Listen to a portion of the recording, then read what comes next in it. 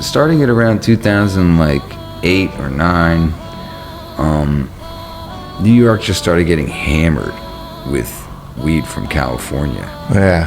And growers who grew sour had come to expect that they were going to get paid at least $6,000 a pound. But when there was like indoor weed all over New York City for $2,500 a pound.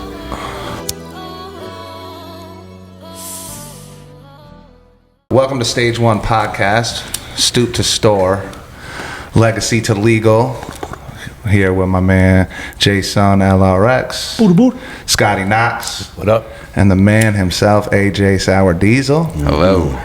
And we are here to talk about this product.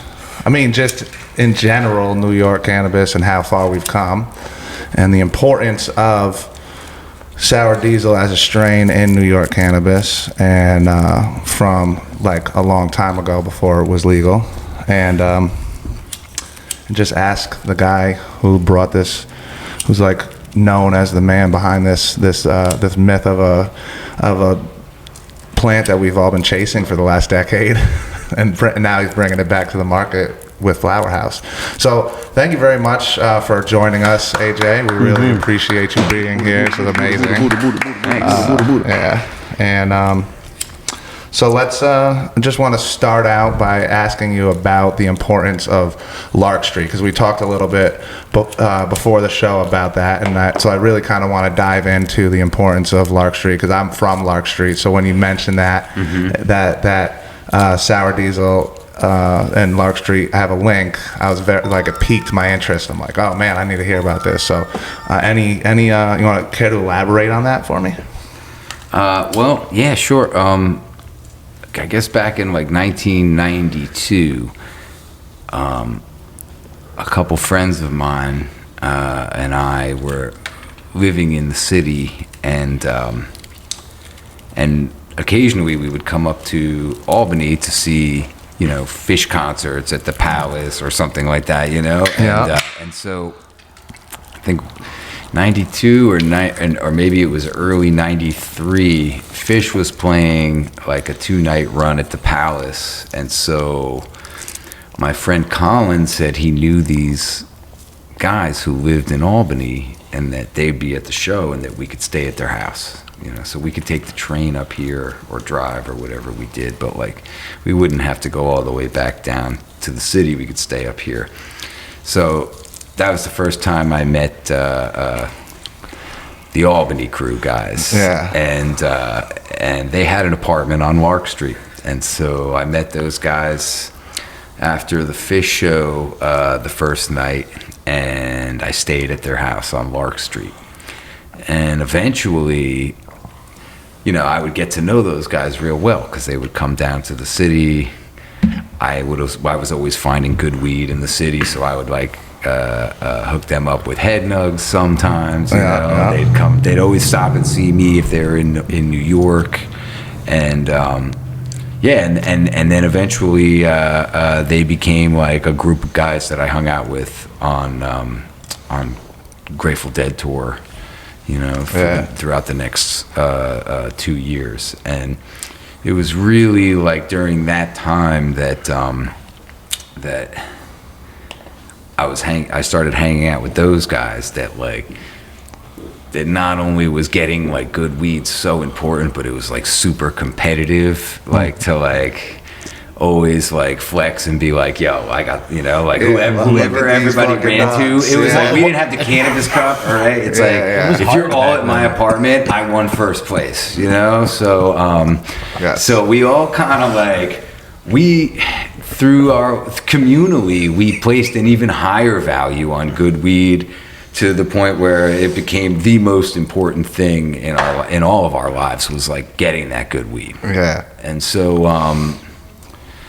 so yeah, it kind of like a huge part of the story is like getting together with the guys on Lark Street, and that's awesome. 'Cause they were fucking weed maniacs. Like we thought we were like crazy, but they were like, you know, obsessed with weed. You know, they'd spend their last fucking dollar on weed, and so yeah, it was kind of infectious when we all got together, because we were all weed dealers, and we were all hunting down the best. Hunting down the best phenoms, right? The best. Yeah. Now, correct me if I'm wrong. Those guys got it from a bag seed of Chemdog, right? True. And came from some guy named Weasel, correct? Is that true? No. No. It was all it's like, it's so funny. It's like, I'm telling you, it's like that, us getting together with the Lark Street guys really did like create a monster, because I met JJ from Top Dog in Wetlands in like 1992. When I was what, in 92, I was 19, right? And he was about 10 years older than me, and he had good weed, so I kept buying weed from JJ. And then eventually I met Mike Klopp, who was one of JJ's plugs at a nightclub in New York. And so then I started getting Chemdog from Mike Klopp.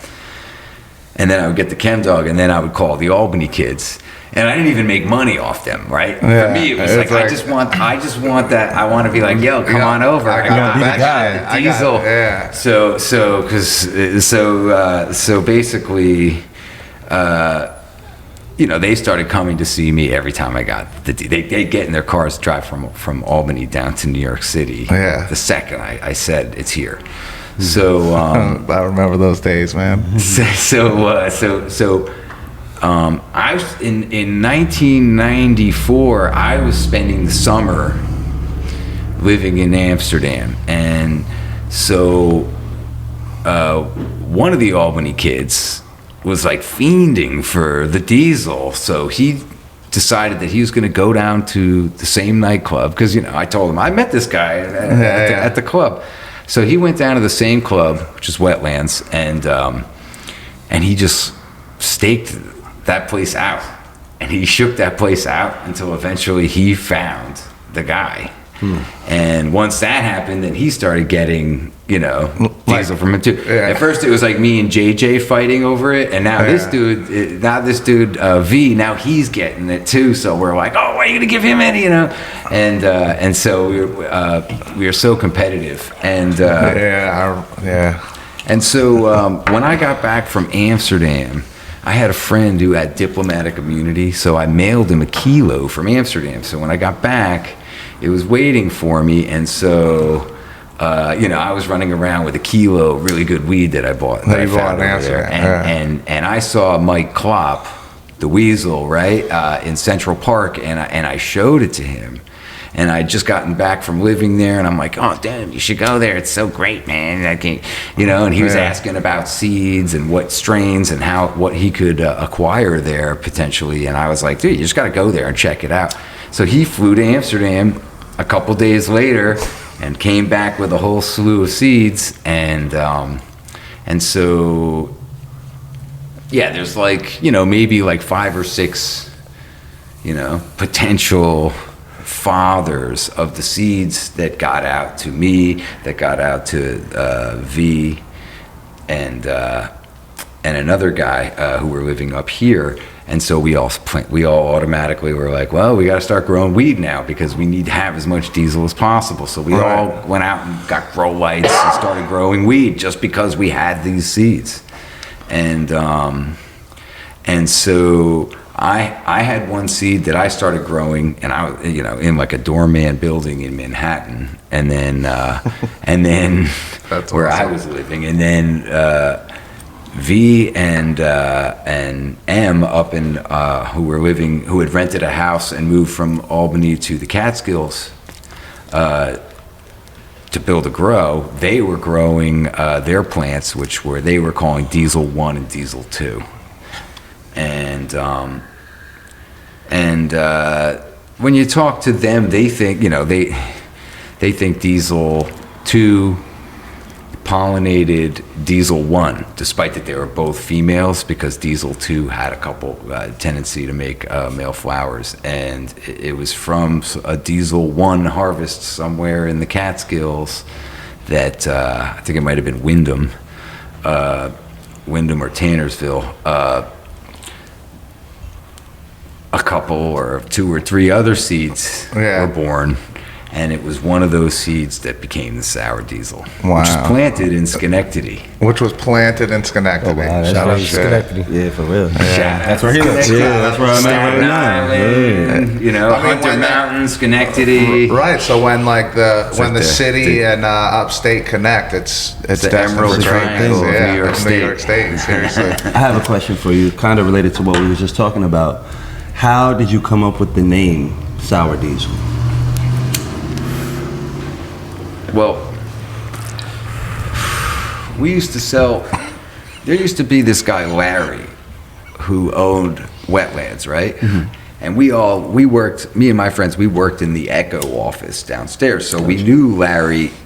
Our office was right next to his, and so, you know, one of us sold Larry some weed one time, and it wasn't even Chemdog, it was like something else, but he was like, yo, you know, because he had never smoked weed that tasted good and like, you know, that like worked really like that well, and so he started like getting all crazy and warning us that like we're smoking laced weed and we got to stop, and Because it was laced with terpenes. yeah, it was like, but he had just like never smoked Never weed that smoked good. terpene And weed before. Yeah. we knew our weed wasn't laced, so Yeah.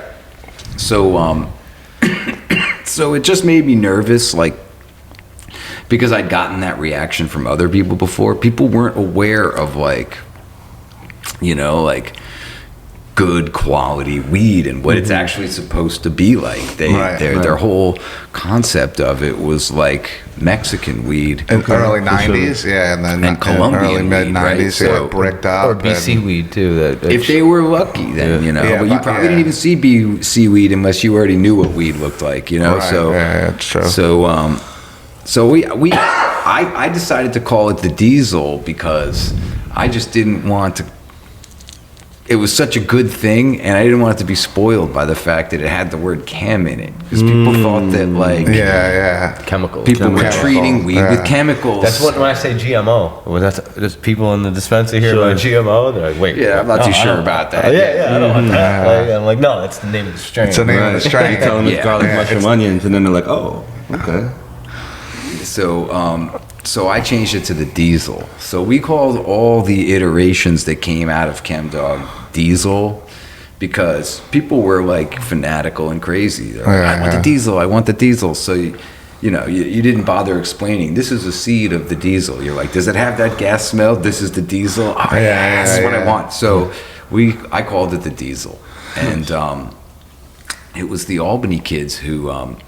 When one of the Albany kids used a bucket, allegedly, I wasn't there, that had a number 5 on it, and it had been labeled our Diesel because it was like the two guys from the Catskills. It was their.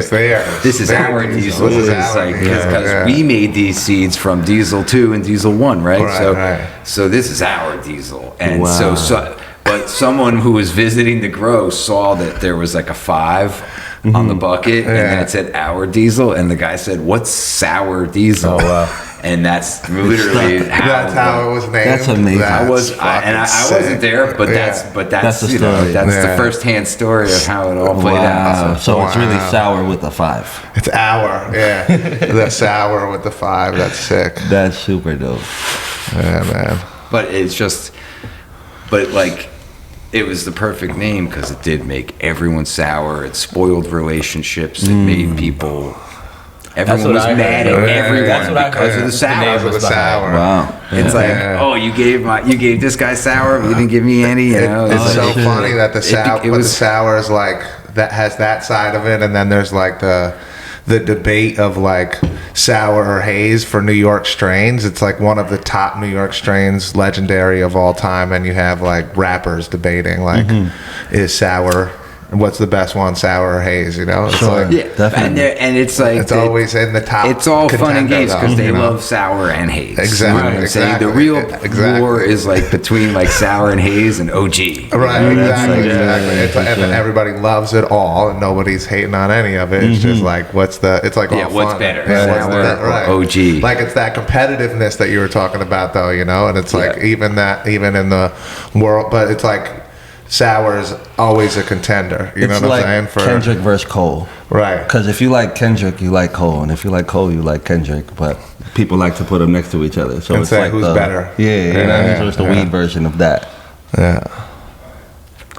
No doubt. Speaking of like the classics and whatnot, what do you think about some of the modern terp profiles, like the Candies and you know, like the Gelato family and all that new stuff? What do you think of that? I think I know what you're gonna say already, but I want to know what you think. Look, about it. if it's good, it's good, right? And I'm not dissing anything that specifically that you're gonna name or anything like that. Right, but right. it's just, it's almost like it's today. I don't know. A variety of cannabis can only be popular for like a year, and then it's like, Yeah. it's fucking whack. It's Yeah, passe, yeah, yeah. and now you Yeah. have to have it's always the next. Where, you know, Yeah. where we came from a time when like, Yeah. you know, Yeah. like You wanted to keep things certain alive. strains reigned supreme Yeah, for yeah. like decades. Because let's talk about genetics. Like, can the genetics improve throughout the years and stuff to make so you can work on it and make the flower even better, right? So it's like, how can it become passe after an amount of time? You know, things get better with time in general. Sure. How do Yeah, you I feel mean- about that? I mean, I think that like that there's a lot of things to work with now, right? So if you want to breed something, you know, you have a huge palette to work with. Right. Genetics have never been this accessible. Where, you know, if I want to have, you know, some specific varieties of weed, and guys I'm were willing to smuggling pay stuff. for it. I can track it down and be growing it within like, you know, a Right. week. Right. Whereas it used to be that, you know, you had to go through great pains and lengths sure. and beg people to, gotta know a guy. to get genetics. Yeah, you got to know a guy. Or you had to go to Amsterdam Gotta fly and to hope Amsterdam, that, you know, that you were getting what you paid for. Right. With that being said, I'm curious, are there any cross strains that you did enjoy? Like, do you have a favorite? Like, for example, we have the Lilac Diesel, or any type of variations that might have stood out to you? What are you saying? Like diesel crosses? Like diesel Yes, like a crosses, cross yeah. diesel yeah. with that something that that have has been favorite born diesel in cross, the, exactly. in the later years, yeah. I mean, you know, yeah, I like mine, you know. Yeah. But, no, I mean, I've seen a lot of stuff over the years. I've seen so much. I've forgotten, you know, like more than I can remember. But as far as what I've seen in the last 10 years, you know, living Sure. on the West Coast, it's like it's insane. You know, Yeah, like yeah. how much weed you see. It's like remembering every shirt you saw at the store. You know, it's like.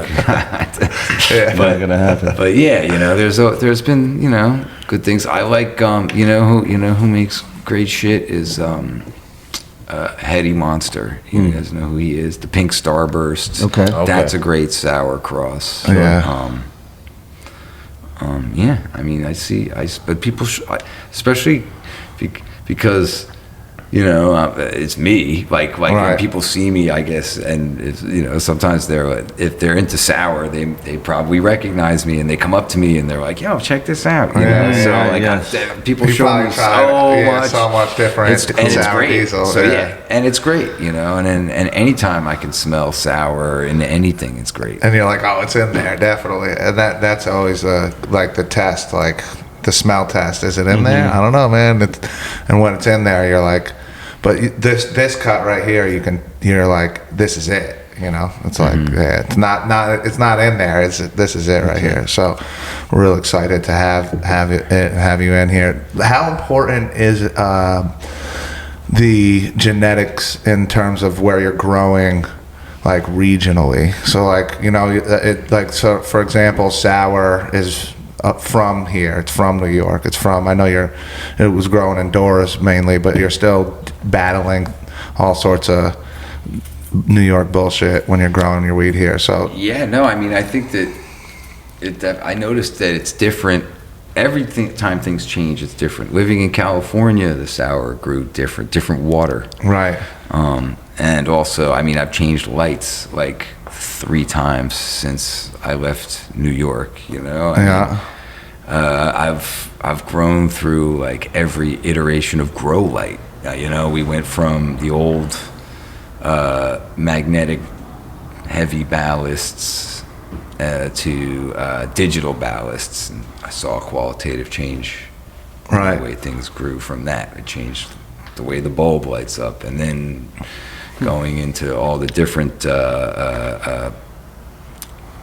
evolutions of it, like the double-ended, then the LEC, and then That's what I mean. Like And in now all the LED. years that you've been growing, you're experimenting with different methods, and you're like, your genetics are moving down the line with you, and you're trying new things. And I feel like the flowers just has the potential to be the best it can be now. So I feel like that's why these strains like this will be popular forever. I think sour just smells better in New York too. I think it's too dry out west. There's something about the musty stank that you And get I think from being here. that's part of the way the genetics respond well to its environment, right? And so when you have genetics that are born here, land race shit, it's like you're dealing with, I think it's just gonna be better here, which is why I'm excited to have it back in New York. Me too. Yeah, Definitely. Me too. It's good to be back. yeah. I'm curious if you have any perspective on this new way of people shopping now that dispensaries are on the rise, like people shopping strictly by THC percentage. Have you noticed that any difference from back in the day to now? Like, one thing I like to say to people is, like, when they ask for like what's the highest THC percentage, I'm like, did you ever ask your person before you started coming to a dispensary what the THC percentage is? And nobody ever has. You know what I mean? Right. But I think it's a shift. But people who are like my age, they never ask about that. They say, "Let me see it and let me smell it." Right? Sure. That's Yeah. how you buy weed. You Gotcha. see it, you smell it, and you know right away, is Right. it good? Am I going to enjoy smoking this? And that's how it is. So I don't know. I mean, that's an odd way to shop for weed, but the market can only like advance at the rate that the consumer is educated. Exactly. Definitely. So that's why we're trying to do this, so we can help to push that consumer education forward and let Sure. people know what it's really all about. Definitely. And that it's, the terpenes play a huge role. We always talk about this every episode, that it's not all about THC percentage. It's the entourage effects. It's the terpene percentage. It's the minor cannabinoids and the way it all works together that shapes the high and colors the high. It's now hopefully we can get some science on that now that they're studying and they're going deeper, and you got universities publishing studies on it. We can get down to the bottom of it all, but we've known anecdotally for a long time that we would never shop by percentage necessarily. It's like, No. But I think people eventually figure out the best way to get high. That's one thing that you don't have to they worry do. about people not figuring out. Yeah, You know they what I'm do. saying? If you're getting high, you're going to figure out the best way. already. People coming back and they're like, yeah, well, I'm starting to realize I smoked this higher percentage stuff and didn't feel nearly as good as I did off this. I'm like, we've been or they'll ask why this higher you know? percentage stuff is cheaper than this stuff that's only 19%. I'm like, oh. Yeah, and I think a lot of High people, more percentage people are doesn't going to be equal good, dabbing, but first they have to not be confused on what it is and how to do it, and you have to learn how to operate new stuff and machinery and people. But people eventually learn because they want to get high. Yeah, and it's in a new market like this. It's our job to educate them and put them on how to do it right. So Yeah. Definitely. yeah, man. Do you have a favorite way of getting high? I smoke joints and I smoke hash out of a hookah typically. Nice. Old school. House out the hookah. House out the hookah. That's what's up. man. It's Yeah, dope. a little glass hookah. It's a nice little hash pipe. Oh, yeah. Yeah, that's that's what's it. So, the genetics, had been, or I don't know if the genetics were lost for sour for a while or whatever, but you couldn't find the real sour. It's like we were hunting for it for a long time. So, can we talk a little bit about how, what happened? How did it fall out and there wasn't real sour, and how are you bringing back your Like, No, look, the sour didn't go anywhere. yeah, I think the availability of sour came to an end because, you know, in like 2000, starting at around 2008 or 9, New York just started getting hammered with weed from California. yeah, And growers who grew sour had come to expect that they were going to get paid at least $6,000 a pound.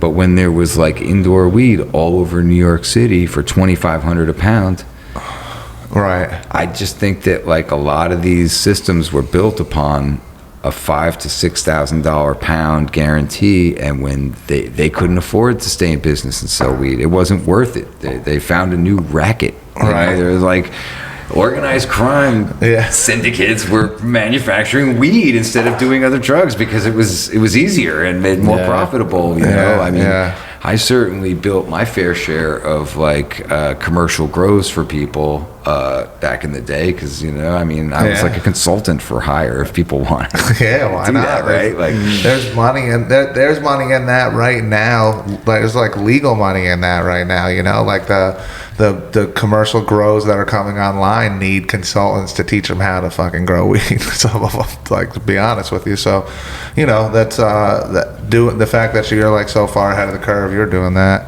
I mean, I lived out west from 2014 to, you know, this year, but I never stopped growing sour, and people back here, all my friends that were growing it when I left, are still growing it. Yeah, it's just the availability became limited due to price constraints, and they were like, "Well, we'll just grow sour for ourselves then. Fuck you, motherfuckers." I get it. They were sending, you know, $1,000 a pound, $1,000 a pound in California, and they're selling it for $3,000 a pound out here, and the good shit was going for $5,000-$6,000 a pound before that, and I remember there was when a that lot happened. of warehouses pumping out sour, and all over Brooklyn, all over Queens, and all over the state probably. Because there was an insatiable appetite for sour, you know, in the mid 2000s. Like, you could not supply enough. That's why. Can you tell us about the highest you ever got for a pound back then? I mean, everyone. I heard a story. I just want to. Yeah, one time, many years ago, I did sell, I think, 3 pounds for $45,000. That's great. There was a bidding war happening, and you know, somebody wanted to win. But that's not the record. I mean, like, I had a friend, and he used to go down to. He was from Baltimore and the Lower East Side, and he would go down to Baltimore and sell .2 pieces for $20 to the crack dealers in the crack houses. So while they were selling crack to the crackheads, he was selling little .2s to the crack dealers, and they would put like the .2 in their blunt just to make it like better. So the $20 .2 is like the best one I think I've heard. That's wild. $20 .2. Oh, and there was another guy who was selling $100 grams also, downtown. So there are a few people that did $100 did better than I did. Who did their numbers, huh? That's crazy. Man. It used to be .720s for me. That's how I would sell it. .720s. I used to buy a it was just so I .7 could smoke some for not an absurd amount of money. In 1990, and 91, right? When I was in boarding school, I would come home, back to New York City for the weekend, and there was a guy that would sell you .7 of Haze for $35. And we used to buy like 10 of those fucking bags, and look, we'd pool our money together and buy and he bought those .7s for 20 on 178th he was Street. No, listen, you beeped this guy, he called you back, and then he like delivered to you within like 15 minutes, like Domino's Pizza, even if you just wanted one. That's crazy. So like he had a great enterprise. But it was worth it, you know? And the grams were fat because it was like real Haze. Fluffy shit. Those ounces used to be so. It used to be so fluffy with the long hairs. Like, what the fuck? I've never seen. Shit looks like some alien weed. Yeah, so gorgeous. Gorgeous. Loved it. Yeah, all that stuff. You can find it around. I've been seeing some hazes quite a bit Hazes the last around. few years. Yeah. All the uptown, like the Piff, the Cuban, all that stuff is back hard. Yeah, it is Strong. back. Yeah, it is. It Good to is. hear. Yeah, it's in the market. There's a couple growers and in the legal market bringing some Haze product. So, there's a couple people saying that they're bringing sour, but it's not. Crossing it though. To speed Yeah, it they up, are though, crossing so it. Yeah. it's, Yeah. It's like missing one of the, it's like it'll have the nose, it'll have the bag appeal, but it won't have like the taste. Yeah. You know what I mean? Or there's some that'll have the taste and the bag appeal, but the nose isn't quite right. You know what I mean? It's like missing one of the elements. One of the elements. But It's not easy to get everything right. I know it isn't. It's not easy. Yeah. As we can see. Yeah. But you've clearly perfected it. Yeah. I mean, it's just hard. It's hard to get everything perfect. And As is anything that's special, you gotta work hard to get it. For sure. And once you do get it, though, Yeah. you got something amazing. and you got to keep doing it. So shout out to Flower House, by the way, for bringing the AJ Sour Diesel to the market. sure. We got some other strains from them. We got ounces. I believe we have quarters and eighths. So I'm killing it. Do we have the half ounces of the sour too, or is it just the ounces, Just the ounces. and the eighths? Right. Yeah. Hell yeah. They going though. Yeah. Oh yeah, Moving already. For sure. absolutely. People liking it. Absolutely. They are. Yeah. The People word are is excited. out. The word is out. Yeah, man. Albany loves real official sour. So, one last question, and I'm gonna let you go because I know your time is valuable, and we really appreciate you spending this much time with us. What does AJ stand for? Asshole Joe. All right, that's what I thought. My cousin Lindsay says what's up. She actually knows the Catskill crew and knows you through them with her late husband Greg. I don't know if you. Oh yeah, I know who she is. Yeah. Yeah. All right. Well, That's yeah. what's up. She told me that that AJ stood for Asshole Joe. So I just wanted to hear it from you. If that was the truth. I didn't want to ask you. There was like a It's few the Joes asshole. around back in the day, so that somehow I got called Asshole Joe. All right. Seemed like a pretty nice guy to me. I'm gonna be honest with you, but I didn't know you 20 years ago, so. Yeah. Well, if you didn't get your sour, I was a fucking asshole. I guess like I couldn't. Yes, that's amazing. I had to be an asshole to somebody. Fair enough. Fair enough. Once again, we really appreciate you spending this time with Absolutely. us. Stage 1 podcast from Stoop to Store, Legacy to Legal. Once again, let's give it up for AJ. No, congrats on this store too, Thank man. you.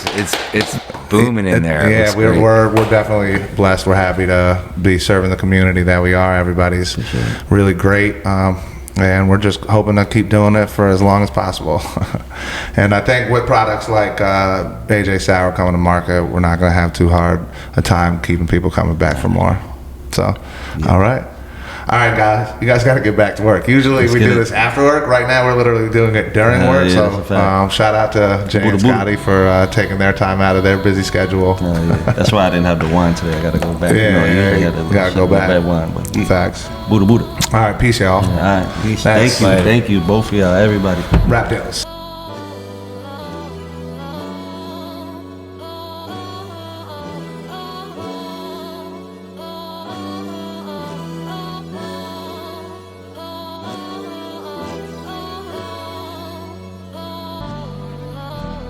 I be on that OG, tell you about the OG, piling up the roaches, got me feeling roasty, higher than the notice, flush it ain't got no seats, I be on the green like Mario and Yoshi.